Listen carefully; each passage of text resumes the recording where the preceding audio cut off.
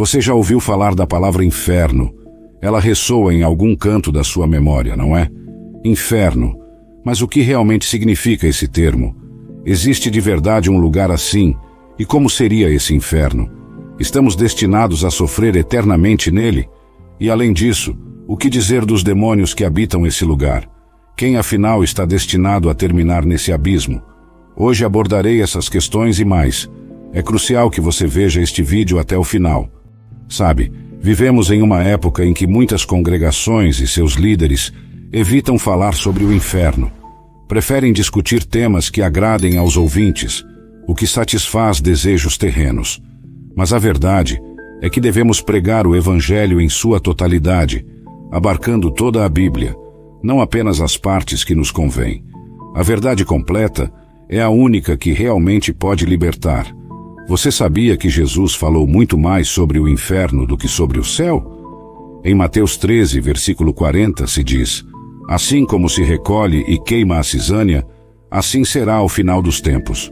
O Filho do Homem enviará seus anjos, e eles separarão de seu reino tudo o que causa pecado, e a todos os que praticam a iniquidade. Serão arremessados ao forno ardente, onde haverá choro e ranger de dentes. Então os justos brilharão como o sol no reino de seu Pai. Quem tem ouvidos que ouça. Se você tem dúvidas sobre sua fé, continue assistindo este vídeo. Pode ser o mais significativo que você verá em toda a sua vida, já que tem o poder de salvar sua alma do inferno. Então, o que é o inferno? Vamos explorar o que o próprio Jesus disse a respeito. Em primeiro lugar, em Mateus 25, versículo 41, ele declara: aos que estão à sua esquerda, afastem-se de mim, malditos, para o fogo eterno preparado para o diabo e seus anjos. Aqui fica claro que o inferno é um lugar eterno de fogo, originalmente criado para o diabo e seus demônios. O que isso implica? Se alguém vai para o inferno, não estará sozinho. Muitas pessoas que tiveram experiências próximas da morte, como Belua, relatam ter visto demônios ao experimentar o inferno. Avançando ao versículo 46, lemos: e estes irão para o castigo eterno, mas os justos para a vida eterna. Portanto, o inferno é um lugar de castigo eterno.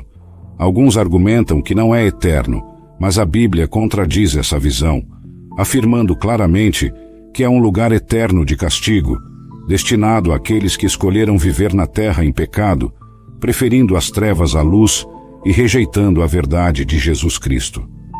Jesus também fala em Mateus 13, versículo 49, assim será no fim dos tempos, os anjos sairão e separarão os maus dos justos e os lançarão no forno de fogo, onde haverá choro e ranger de dentes.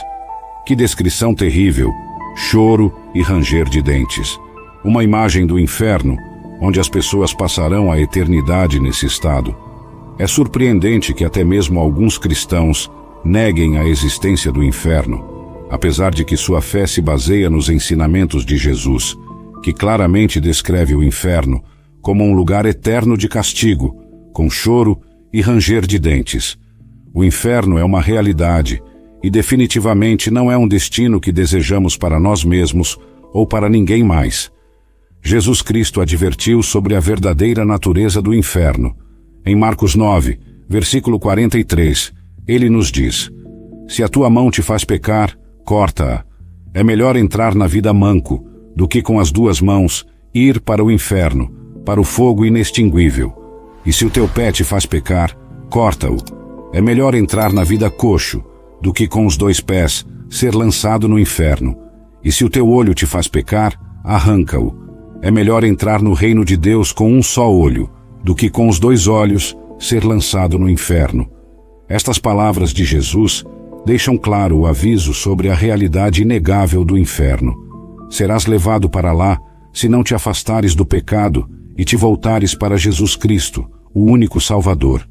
É curioso como os seres humanos têm seguros para quase tudo: vida, carro, casa, para eventos que talvez nem ocorram, mas muitas vezes negligenciamos proteger nossas almas do fogo eterno, que é uma certeza.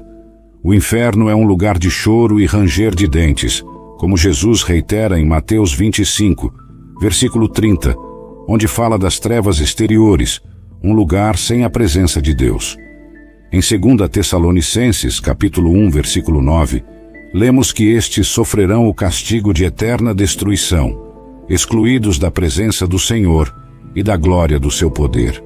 Este mundo pode ter resolvido muitos dos seus problemas, mas nada se compara com o inferno, um lugar sem a presença de Deus.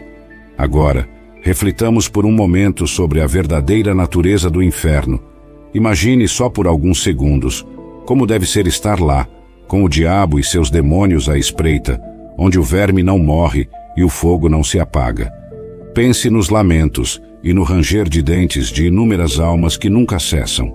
Se fores para lá, serás atormentado por toda a eternidade em um lugar completamente desprovido da presença de Deus. Jesus ainda nos ensina mais sobre isso em Mateus, capítulo 10, versículo 28. Não temais os que matam o corpo, mas não podem matar a alma. Antes, temei aquele que pode destruir a alma e o corpo no inferno. O inferno não é um destino desejável, é um lugar terrível e representa um julgamento justo. É o castigo para aqueles que rejeitaram Jesus Cristo, a luz, e optaram por viver no pecado. Aqueles que não aceitam que Jesus Cristo já sofreu o castigo na cruz, agora enfrentarão o inferno, um lugar reservado para aqueles que persistem no pecado, como o assassinato, o roubo, a mentira, a violação, a embriaguez, a calúnia, a promiscuidade e aqueles que se entregam aos desejos carnais como a luxúria, a inveja, a avareza, a ira, a gula e o orgulho. Permitem-me esclarecer um ponto importante aqui. Muitas pessoas confundem Hades ou Sheol com o inferno, mas não são a mesma coisa. Hades no Novo Testamento grego e Sheol no Antigo Testamento hebraico referem-se ao reino dos mortos ou à sepultura. Simplesmente significam o lugar dos mortos. Portanto, Hades e Sheol são apenas lugares temporários de tormento, onde as almas esperam o dia do julgamento final. Isso se evidencia no exemplo do homem rico e Lázaro, que mostra que é um lugar temporário de tormento. A ressurreição final é um momento decisivo quando Deus julgará todas as pessoas. Nessa ocasião, os condenados serão lançados no lago de fogo, tornando o inferno um estado permanente. Isso se explica em Apocalipse 20, versículo 12. Vi os mortos, grandes e pequenos, em pé diante do trono, e se abriram os livros. E outro livro foi aberto, que é o livro da vida, e os mortos foram julgados pelo que estava escrito nos livros, segundo suas obras.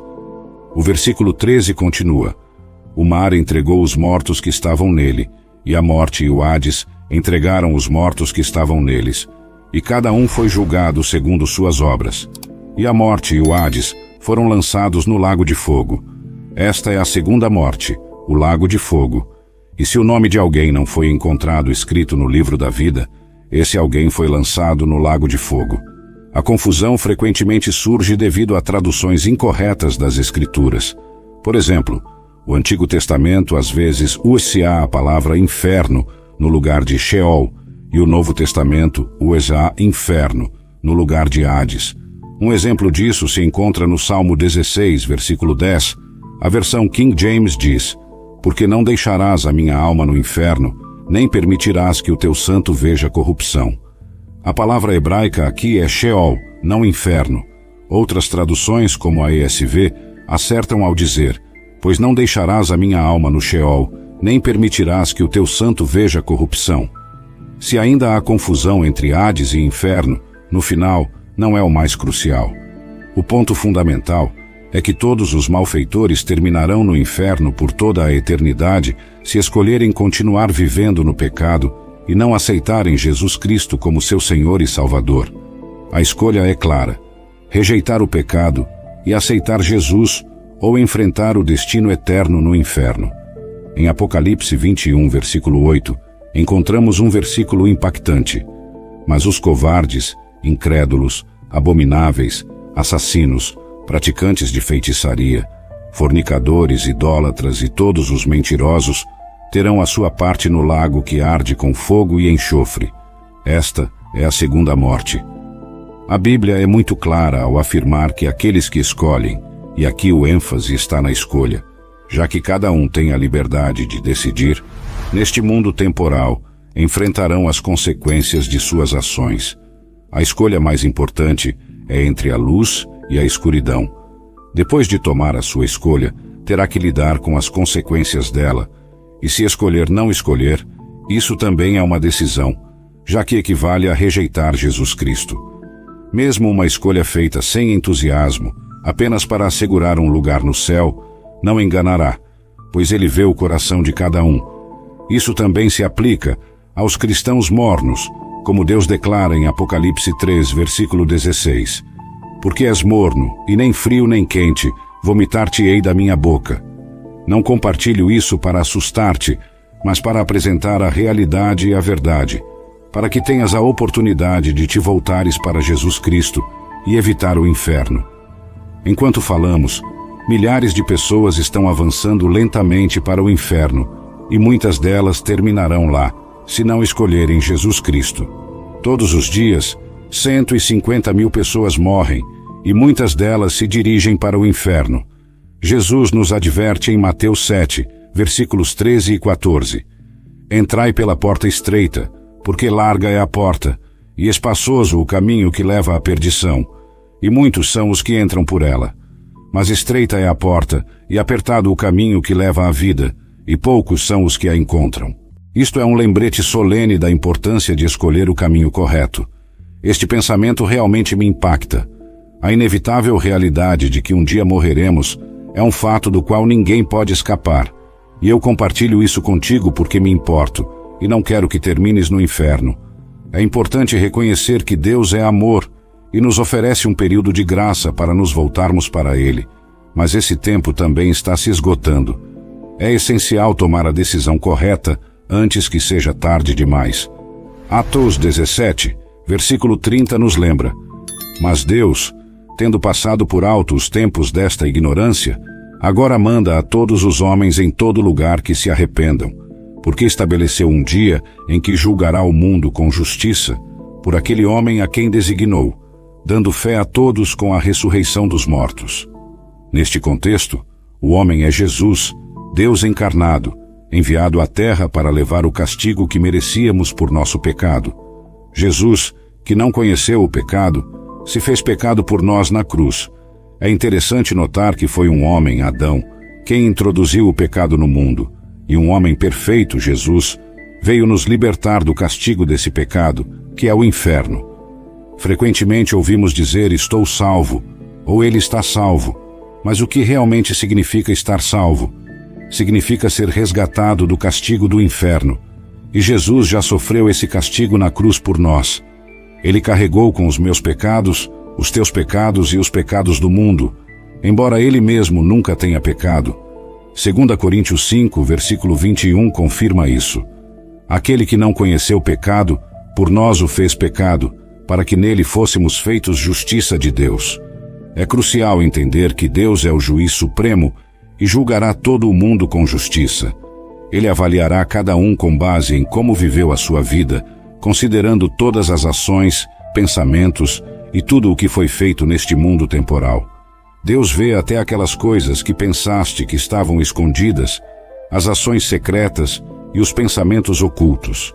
Ele vê tudo e julgará o coração de cada pessoa, como está escrito em Romanos 2, versículo 16.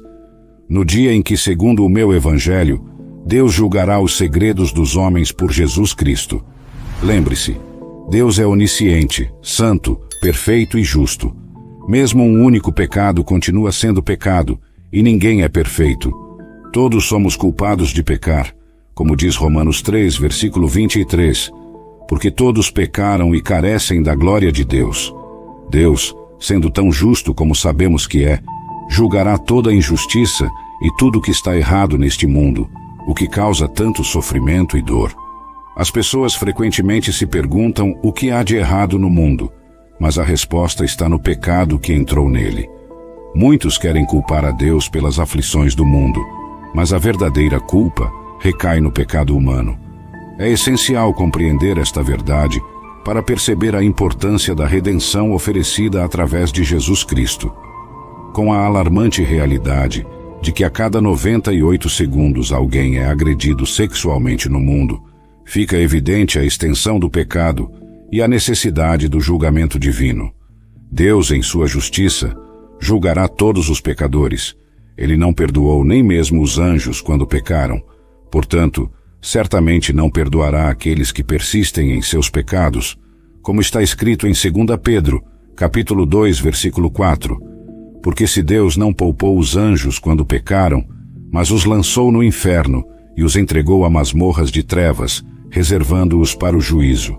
Isto nos leva a perguntar: como será o inferno e quais serão as penas lá? Sabemos que existem diferentes graus de castigo, como descrito em Apocalipse, capítulo 20, versículo 12. Vi os mortos, grandes e pequenos, de pé diante do trono, e os livros foram abertos. E outro livro foi aberto, que é o livro da vida, e os mortos foram julgados pelo que estava escrito nos livros, segundo suas obras. Isto indica que todos serão julgados individualmente, com base em suas ações. Jesus fala disso ao descrever o servo mau em suas parábolas, advertindo sobre aqueles que, pensando que o Senhor está demorando, começam a agir de maneira incorreta, maltratando outros e se entregando a comportamentos destrutivos. Isto é um lembrete solene de que nossas ações têm consequências eternas e que devemos viver de maneira responsável e justa, buscando a redenção através de Jesus Cristo. Jesus, em suas palavras, ressalta a importância da prontidão e da fidelidade, especialmente em relação à sua segunda vinda e ao dia do julgamento. Ele nos adverte em suas parábolas sobre o destino daqueles que são pegos desprevenidos. Por exemplo, fala do servo que conhecia a vontade de seu senhor, mas escolheu não se preparar nem agir de acordo com essa vontade. Este servo, segundo Jesus, receberá um castigo severo. Em Lucas 12, versículo 47, Jesus diz: E aquele servo que, conhecendo a vontade de seu senhor, não se preparou nem fez conforme a sua vontade, receberá muitos açoites. Mas o que não a conheceu e fez coisas dignas de açoites, será açoitado pouco. Pois a todo aquele a quem muito foi dado, muito se lhe demandará, e ao que muito se lhe confiou, mais se lhe pedirá. Aqui, Jesus destaca que haverá diferentes graus de castigo, dependendo do conhecimento e das ações de cada pessoa. Isto é um aviso especialmente forte para pregadores e pastores, aqueles que não conseguem pregar o evangelho completo, focando-se apenas em mensagens motivacionais, prosperidade, ou enfatizando exclusivamente o amor de Deus, sem reconhecer a sua santidade e justiça, também serão julgados. É vital pregar sobre o inferno e todas as verdades da Bíblia. Caso contrário, existe o risco de levar as pessoas a uma compreensão errônea ou distorcida do Evangelho, causando tropeços espirituais. A responsabilidade de transmitir a verdade completa é grande e inclui a necessidade de alertar sobre as consequências do pecado e a realidade do julgamento divino. É fundamental compreender que o pior castigo do inferno está reservado para aqueles que, tendo a responsabilidade de liderar, levam outros ao erro. Jesus, em Mateus 18, versículo 6, adverte: Mas qualquer que fizer tropeçar um destes pequeninos que creem em mim, melhor lhe seria que se lhe pendurasse ao pescoço uma pedra de moinho de asno e que se submergisse nas profundezas do mar. Esta advertência se estende aos falsos profetas e mestres, como abordado em todo o capítulo 2 de 2 Pedro.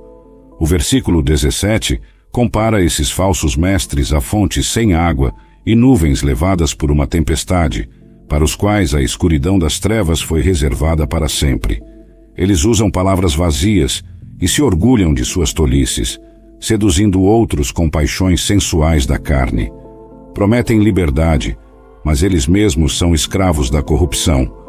Mais adiante, no mesmo capítulo, disse que aqueles que, depois de terem escapado das contaminações do mundo pelo conhecimento de Jesus Cristo, voltam a ser enredados e vencidos por elas, terão um destino ainda pior. O versículo adverte: Pois lhes teria sido melhor não terem conhecido o caminho da justiça, do que depois de o terem conhecido, voltarem atrás do santo mandamento que lhes foi dado. Estes trechos bíblicos destacam a gravidade de se afastar do caminho da verdade, especialmente para aqueles em posição de liderança espiritual. É um lembrete solene da responsabilidade que cada um tem, não apenas por sua própria alma, mas também pelas almas daqueles que influenciam. As palavras do verdadeiro provérbio: o cão volta ao seu próprio vômito, e a porca lavada ao revolver-se na lama, ressaltam a tragédia daqueles que, depois de se afastarem do pecado, retornam a ele. Este ensinamento é particularmente relevante para os falsos profetas e mestres, para os quais se reserva o pior do inferno. Há muitos que, especialmente dentro do movimento da palavra de fé e os pregadores da prosperidade, enganam as pessoas, fazendo-as buscar Jesus apenas por riquezas e saúde, neste mundo temporal, em vez de reconhecer a necessidade de um Salvador devido à sua condição pecaminosa. Jesus não morreu para que continuássemos vivendo na luxúria de nossos desejos carnais, mas para que morrêssemos para esses desejos e vivêssemos pelo Espírito que Ele nos deu. João 3, versículo 16, é muito conhecido. Porque Deus amou o mundo de tal maneira que deu o seu Filho unigênito, para que todo aquele que nele crê não pereça, mas tenha a vida eterna.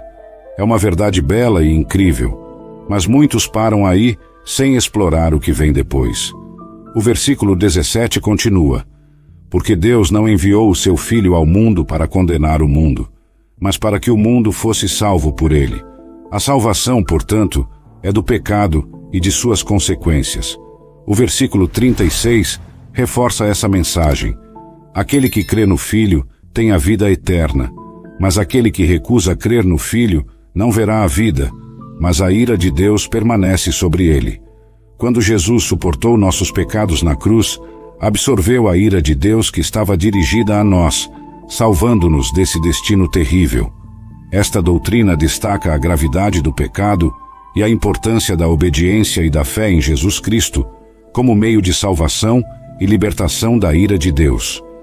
É um chamado à reflexão sobre a seriedade da mensagem do Evangelho e a responsabilidade de viver de acordo com os ensinamentos de Cristo. Entender a justiça de Deus é essencial para compreender o Evangelho em sua totalidade. Como está escrito em Romanos 8, aquele que não poupou o seu próprio Filho, mas o entregou por todos nós, como não nos dará também com ele todas as coisas? Este versículo ressalta a justiça e generosidade de Deus. Contudo, isso não significa que ele simplesmente passará por alto o pecado. Muitas pessoas se apegam à ideia de que Deus é amor e interpretam isso como se Deus perdoasse todos os pecados sem exigir arrependimento ou mudança. Esta é uma compreensão parcial da natureza de Deus, promovida por algumas igrejas que pregam apenas um aspecto do Evangelho, enfatizando o amor de Deus, mas negligenciando a sua santidade e justiça. O resultado é uma fé morna que não reflete a verdadeira natureza do compromisso cristão, como mencionado em Apocalipse 3, versículo 16. Assim, porque és morno, e não és frio nem quente, vomitar-te-ei da minha boca. Deus é amor, sim, mas também é santo e justo. Ele não pode simplesmente ignorar o pecado. Para entrar no céu, é necessário tornar-se um cristão renascido, pedindo a Deus que perdoe os pecados. A ideia de ser uma boa pessoa não é suficiente para alcançar a salvação. Todos pecaram, como mencionado em Romanos 3, versículo 23. Porque todos pecaram e destituídos estão da glória de Deus. Se alguma vez mentiste, então és um mentiroso. Se alguma vez roubaste, és um ladrão. O pecado nos separa de Deus, mas a boa notícia é que Jesus Cristo oferece o caminho para a redenção e a salvação. Reconhecer esta verdade e buscar o perdão e a transformação em Cristo é o caminho para a verdadeira vida eterna. A compreensão de que ninguém pode salvar-se a si mesmo é fundamental na fé cristã, como nos lembra Tiago 2, versículo 10. Porque qualquer que guardar toda a lei, mas ofender em um ponto, torna-se culpado de todos. Isto destaca a impossibilidade de alcançar a perfeição e a salvação por nossos próprios esforços ou boas obras. A salvação é um dom da graça de Deus, acessível através da fé verdadeira em Jesus Cristo. Quando aceitamos o sacrifício de Jesus na cruz, onde ele morreu pelos nossos pecados, somos declarados justos diante de Deus.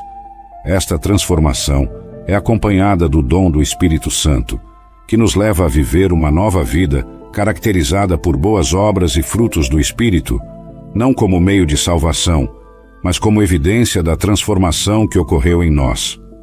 Os primeiros capítulos da carta aos Romanos explicam como Deus nos declara justos. É crucial entender que Deus nos ofereceu um caminho para escapar do inferno, e esse caminho é exclusivamente através de Jesus Cristo. Romanos 3 reforça essa verdade, declarando que somos justificados pela graça de Deus como um dom através da redenção que está em Cristo Jesus. Cristo foi apresentado por Deus como propiciação por seu sangue, recebida pela fé. Isso demonstra a justiça de Deus, que em sua paciência divina passou por alto os pecados cometidos anteriormente. Deus mostrou sua justiça no tempo presente para ser justo e justificador daqueles que têm fé em Jesus. Portanto, a mensagem central do Evangelho é que, apesar de todos terem pecado e estarem destituídos da glória de Deus, há um caminho para a justificação e a salvação, aberto a todos que creem em Jesus Cristo. É uma mensagem de esperança, justiça e amor, que demonstra o caráter justo e misericordioso de Deus. A história do homem rico e Lázaro, contada em Lucas 16, versículos 19 a 31, é um poderoso lembrete da realidade do castigo eterno e da importância da salvação oferecida por Jesus Cristo. Nesta parábola, Jesus descreve um homem rico que vivia em luxo, em contraste com Lázaro, um pobre homem coberto de feridas que se encontrava à porta do rico, desejando apenas as migalhas que caíam de sua mesa. Após a morte de ambos, Lázaro foi levado pelos anjos ao lado de Abraão, simbolizando o conforto e a paz após a morte, enquanto o homem rico se encontrou em tormentos no Hades.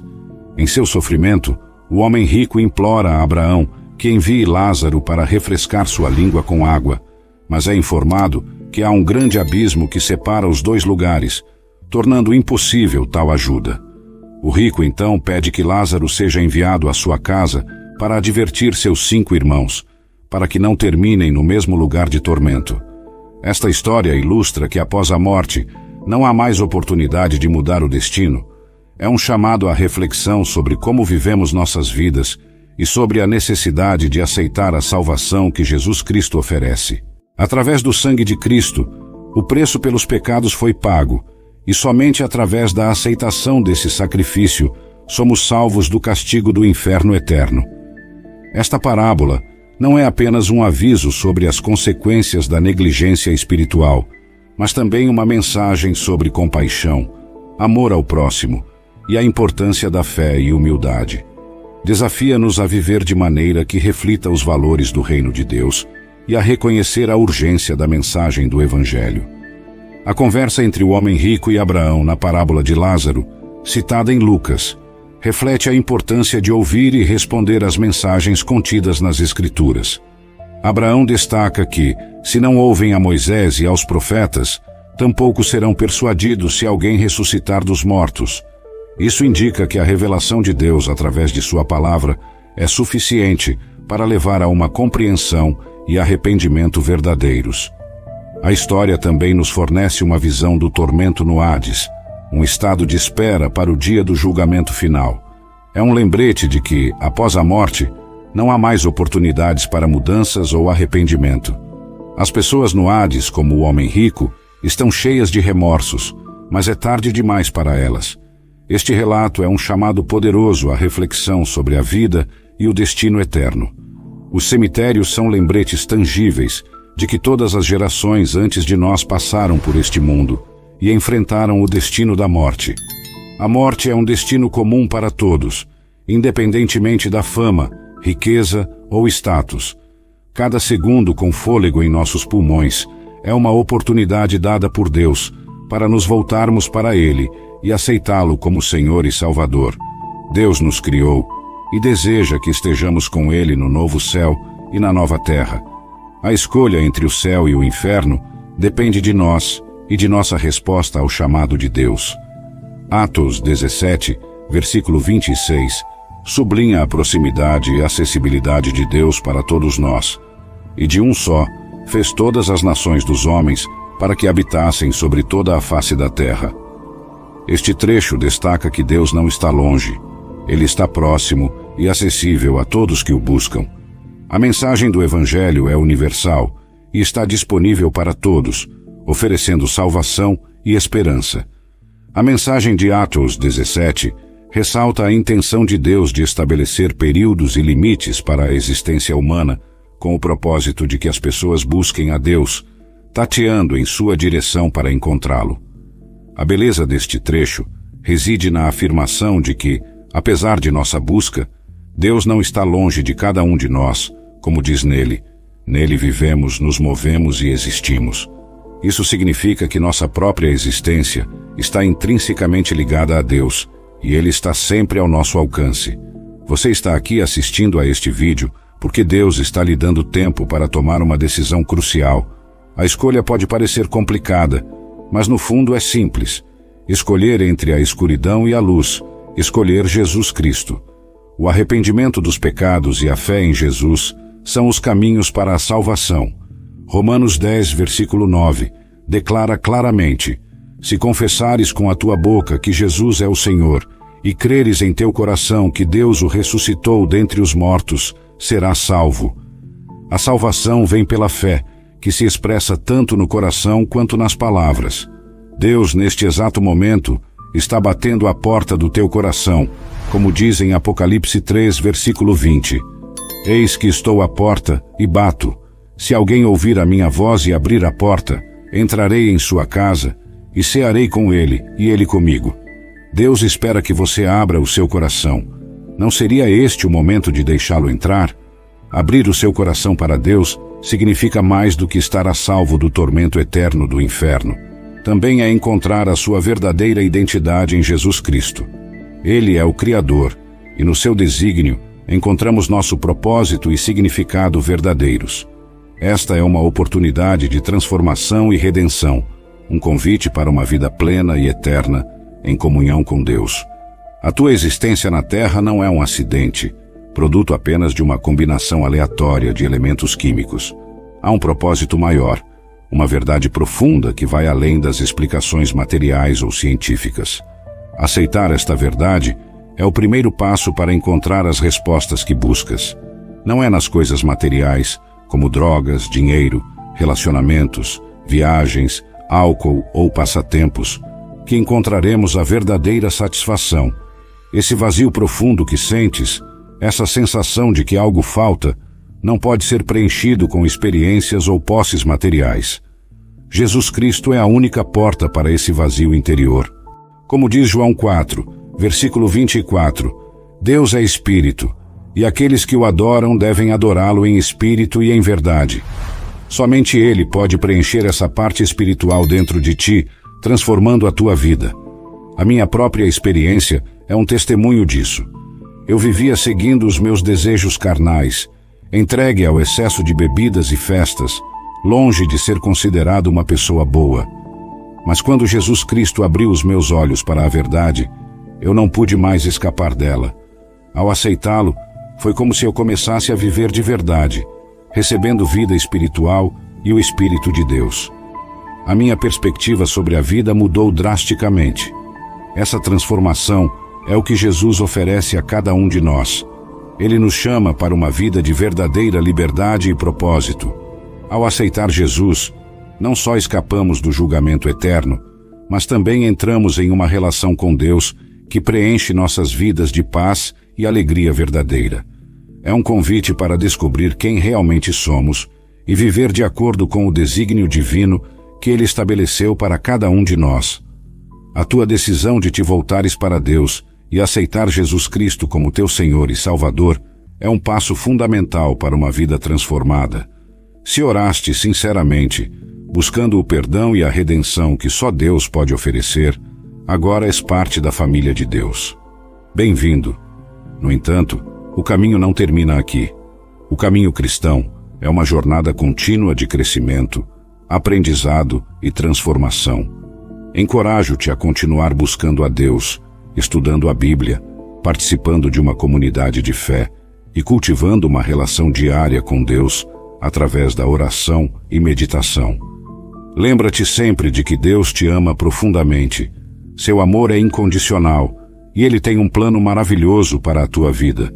À medida que te entregas a Ele e buscas viver de acordo com a sua vontade, descobrirás um propósito e uma satisfação que o mundo não pode oferecer. Se desejas crescer espiritualmente, considera assistir a vídeos e conteúdos que fortaleçam a tua fé. Participa de estudos bíblicos e encontra uma comunidade de crentes com quem possas compartilhar a tua jornada. A vida cristã é mais rica e plena quando vivida em comunhão com outros crentes. Que Deus te abençoe abundantemente no teu novo caminho de fé e tenha em mente que, além do amor de Deus, também contas com o apoio e o carinho de irmãos e irmãs em Cristo de todo o mundo. Continua buscando a Deus e permita que Ele guie cada passo do teu caminho.